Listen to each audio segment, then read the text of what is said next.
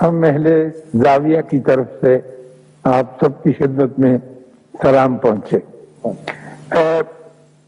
میں یقین سے نہیں کہہ سکتا کہ آپ نے کبھی اونٹ کی سواری کی ہے یا نہیں، لیکن ایک اندازے کے مطابق یہ ضرور کہہ سکتا ہوں کہ آپ نے اونٹ دیکھا ضرور ہے۔ ہم نے اپنے بچپن میں اونٹ کی بہت سواری کی، اس لیے کہ ہمارے گھر کے قریب جس گاؤں میں رہتا تھا وہاں بلوچوں کا ایک ڈیرا تھا۔ بلوچ اور اونٹ لازم ملزوم چیزیں ہیں، اور بلوچ لوگ بڑے پیارے لوگ ہوتے ہیں۔ میری زندگی پہ ان کا بڑا خوشگوار اثر ہے۔ وہ اس لیے کہ ایک مرتبہ میرے والد نے مجھے جھڑکا اور شاید ایک تھپڑ بھی مارا، تو میں بسوتا ہوا اماں بلوچن کے گھر چلا گیا۔ تو اس نے پوچھا کہ کیا ہوا، تو میں نے کہا کہ ابا جی نے مارا۔ وہ چادر لے کے اور ہمارے گھر آ گئی غصے میں، اور کہنے لگی ہے ڈاکٹارا تم نے کیوں بچے کو مارا ہے؟ تو اس نے کہا میں نے مارا نہیں، میں نے تو جھڑکا مارا۔ کہنے لگی جھڑکا بھی کیوں مارا تھا؟ کچھ تو مارا ہے، وہ سمجھیے جھڑکا بھی اس قسم کی چیز ہے۔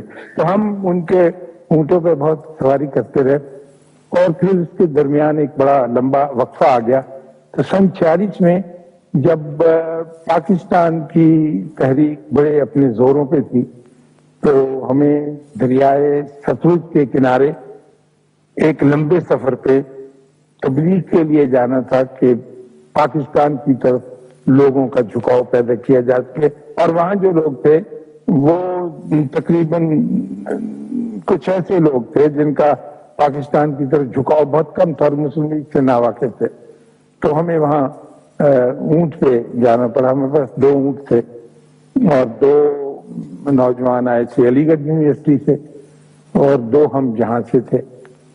تو اونٹوں پر سوار ہو کے چلتے تھے۔ وہ ہمارا سب سے لمبا سفر تھا کہ ایک دن میں ہم نے 8 میل کی مسافت اونٹ پہ طے کی۔ پھر ہماری خوش قسمتی سے ہمیں وہاں راستے میں 2 ڈاکو مل گئے، ایک کا نام گامن تھا، ایک کا نام سجاول تھا۔ پرانی وضع کی بندوقیں تھیں، انہوں نے ہمیں روک لیا کہ تم کدھر جا رہے ہو؟ ہم نے کہا کہ ہم ایک مشن پہ جا رہے ہیں۔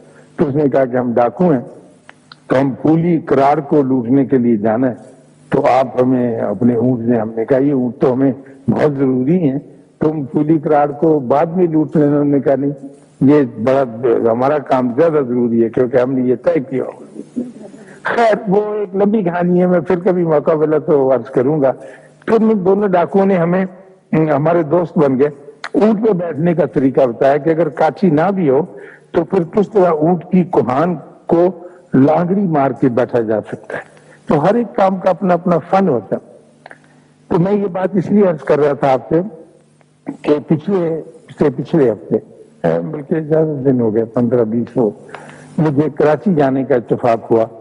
تو میں کوئی کتنی مدت، تقریباً آدھی صدی کے بعد، یعنی سن 47 کے بعد پہلی مرتبہ اس مدت میں پاکستان کی سرحد کے اندر اونٹ پر بیٹھا، اور کلفٹن میں آپ نے دیکھا ہوگا، اور اپنے بچپن کے زمانے کو یاد کیا۔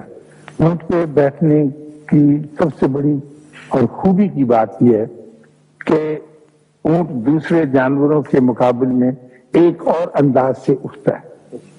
سب سے پہلے وہ اپنی پچھلی ٹانگیں جو ہے وہ کھڑی، دنیا کے دوسرے سارے جانور مویشی اگلی ٹانگیں پہلے کھڑی کرتے ہیں، لیکن یہ پچھلی ٹانگوں پہ اٹھتا ہے۔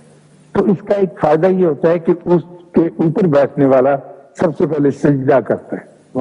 ہاں، وہ ایک اللہ نے رکھا ہے اس کا کام کہ آدمی چاہے یا نہ چاہے وہ خود بخود ایک سجدہ ہو جاتا ہے، پھر وہ اگلی ٹانگوں پہ کھڑا ہوتا ہے۔ تو ہم نے کافی وقت ان اونٹوں کے ساتھ گزارا، لیکن میرے ساتھ عجیب و غریب واقعات گزرتے رہتے۔ مجھے یہ نہیں پتا تھا کہ اس اونٹ کے رشتے سے اور اس کے حوالے سے میں یوں ایک الجھن میں بھی گرفتار ہو جاؤں گا۔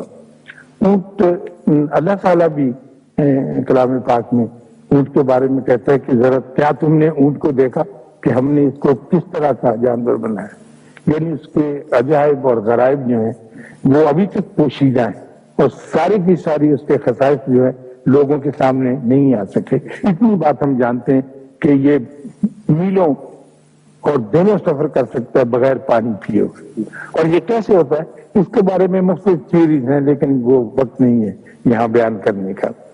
لیکن یہ اپنے انداز کا ایک بڑا ہی خوبصورت جانور ہے، بے حد.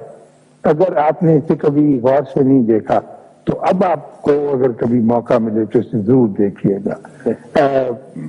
کبھی آپ اللہ گئے ہوں گے، اللہ کرے جائیں، اگر نہیں گئے ہیں تو جدے سے مدینے جاتے ہوئے جو بڑی خوبصورت سڑکیں ہیں،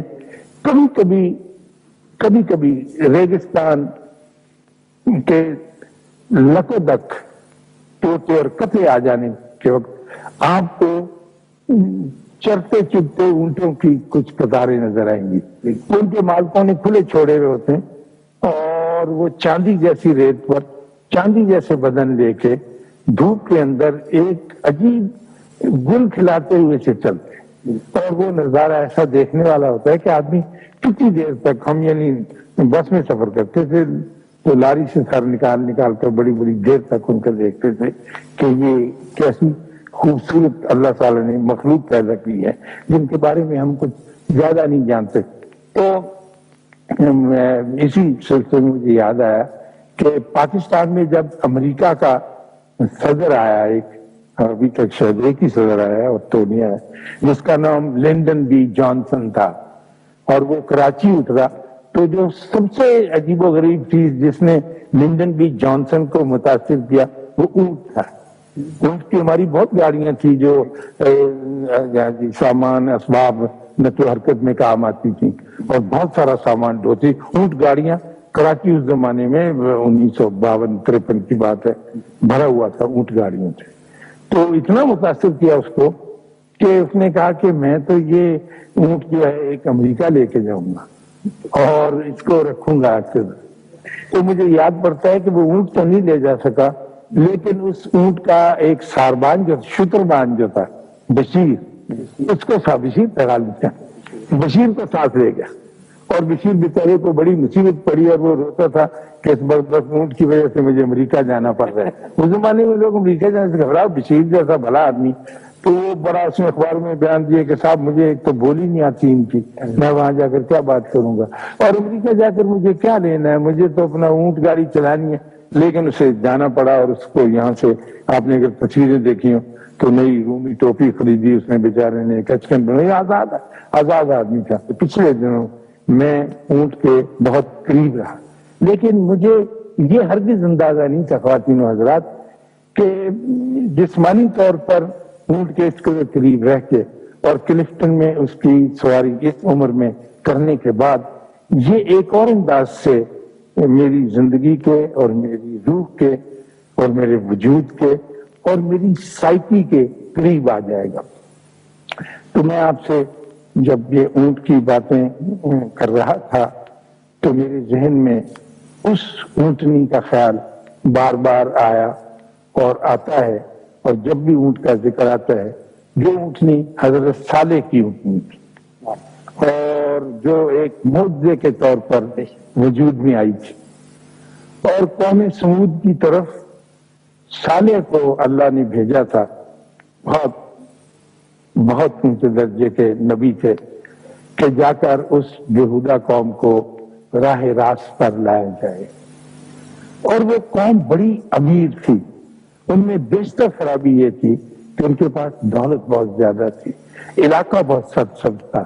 یہ آپ کے اردن کا علاقہ جو ہے یہاں سے لے کر عرب تک اور مدینہ شریف سے لے کر تبوک کے درمیانی علاقے میں وہاں جا کر سمود کیا جغرافیائی حد ختم ہوتی، بہت لمبا علاقہ تھا. اور سمود کے لوگ اپنے بھاویں تکبر کے مارے ہوئے اور اپنے آپ کو بہت برتر سمجھتے ہوئے اونچے پہاڑوں کو تراش کر چھینی ہتھوڑی سے اس کو چھیل چھیل کر پہاڑوں کے اندر نہایت خوبصورت محل بناتے تھے. یہ ان کا بڑا کمال تھا. یعنی انہوں نے کوئی لینٹر نہیں ڈالا، کوئی اینٹیں پتھر نہیں جمع کیے، پہاڑ کو لیا ہے اور اس کو چھیلنا، کھروچنا